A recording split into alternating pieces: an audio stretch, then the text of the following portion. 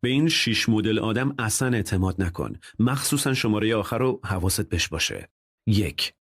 اون که توهین میکنه ولی میگه شوخی کردم. حواست باشه شوخی که اذیت میکنه توهینه، نه شوخی. 2. اون که وقتی نیستی ازت دفاع نمیکنه. کسی که پشتت وای نمیسه نبایدم جلوت بشینه. 3.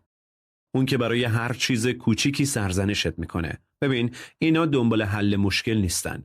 فقط میخوان یه مقصر پیدا کنن و مشکلات رو روش هوار کنن. 4. اون که حرفش با عملش فرق داره. میگه دوستت دارم ولی رفتارش داد میزنه که دوستت نداره. 5. اون که تو روزای سخت ولت میکنه. روزای خوب رفیق زیاده ولی آدم واقعی رو باید تو روزای سخت بشناسی. و 6. اون که مدام ناامیدت میکنه و انرژی منفی بهت میده.